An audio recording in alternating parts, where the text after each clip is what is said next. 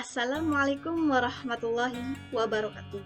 Halo guys, perkenalkan nama saya Fatimah dari jurusan Komunikasi Penyiaran Islam semester 4A dengan NIM 1908302029. Kali ini saya akan memaparkan materi dari mata kuliah Komunikasi Kelompok dan Organisasi. Nah, sebelumnya saya akan mengenalkan materi yang akan saya bahas di video kali ini, yaitu saluran-saluran komunikasi dalam organisasi.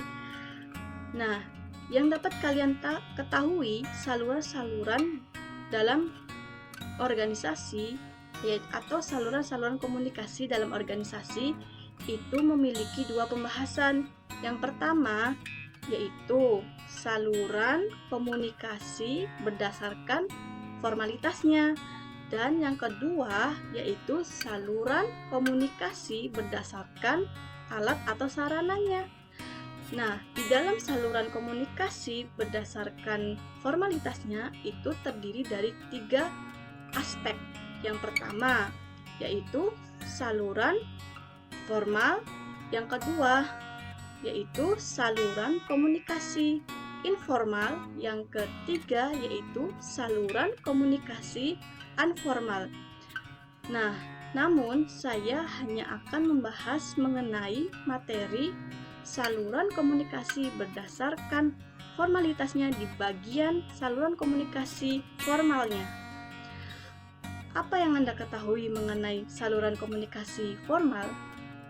Nah, saya akan menjelaskan sedikit mengenai saluran komunikasi formal, yaitu saluran komunikasi yang mencangkup pertukaran informasi seperti tujuan, kebijakan, dan prosedur organisasi. Nah, jadi saluran komunikasi formal itu melewati struktur kekuasaan atau komunikasi sebagai suatu sistem yang bertujuan untuk mengkoordinasikan bagian-bagian organisasi. Nah, dalam komunikasi formal itu juga memiliki faktor. Nah, faktor ini untuk mengembangkan dan menggunakan sistem komunikasi di antaranya. Yang pertama, saluran-saluran komunikasi harus dikenal. Nah, yang kedua, saluran harus berhubungan dengan setiap anggotanya. Nah, yang ketiga, jalur komunikasi itu harus langsung dan sependek mungkin. Jadi itu jalur komunikasi itu tahapannya itu harus langsung dan jangkanya itu harus pendek gitu, tidak boleh panjang lebar kayak gitu. Nah, yang keempat, jalur komunikasi itu digunakan secara menyeluruh. Jadi komunikasinya itu untuk kesemuanya kayak gitu. Nah, yang kelima, setiap komunikasi harus terbuka keasliannya dari orang yang menduduki jabatan dan punya wewenang dalam organisasi tersebut. Contoh komunikasi formal yang paling umum itu seperti rencana bisnis, perusahaan, strategi sasaran, laporan perjanjian, terus komunikasi di seluruh perusahaan, prosedur keselamatan kerja, dan prestasi para dewan. Nah, kurang lebihnya seperti itu dalam saluran komunikasi formal. Nah, yang kedua yaitu saluran komunikasi berdasarkan alat atau sarana. Itu memiliki 3 aspek. Yang pertama, saluran komunikasi digital. Yang kedua, saluran komunikasi tatap muka atau face to face. Nah, yang ketiga yaitu saluran komunikasi tertulis. Namun, saya hanya akan membahas mengenai saluran komunikasi tertulis. Definisi dari saluran komunikasi tertulis yaitu komunikasi yang dilakukan melalui tulisan seperti dalam kegiatan surat menyurat, pos, telegram, telegraf, fax, email, dan sebagainya.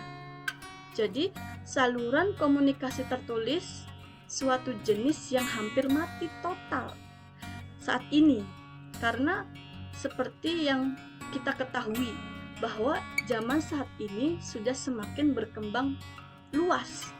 Segala sesuatunya itu bisa melalui media, tidak lagi menggunakan tulisan. Maka dalam saluran komunikasi tertulis ini, di dalam suatu organisasi atau perusahaan itu sudah hampir mati total. Tapi komunikasi tertulis ini tetap diperlukan ketika hendak membuat kebijakan, di antaranya surat, memo, pemberitahuan, dan pengumuman penting kepada karyawan. Semua pesan yang bekerja dengan baik dalam saluran komunikasi tertulis ini, meskipun hampir mati total, tetap berjalan baik dalam suatu organisasi, karena sewaktu-waktu sebuah organisasi itu pasti memerlukan komunikasi tertulis untuk membuat surat menyurat seperti itu. Nah, jadi tuh komunikasi tertulis itu digunakan ketika pesan yang tidak memerlukan interaksi yang perlu dikomunikasikan kepada karyawan atau kelompok. Penerima juga dapat menindaklanjuti melalui saluran elektronik atau tatap muka jika pertanyaannya tentang pesan tertulis masih belum jelas atau tidak dapat dipahami. Kurang lebihnya seperti itu. Saya Fatimah, terima kasih. Wassalamualaikum warahmatullahi wabarakatuh.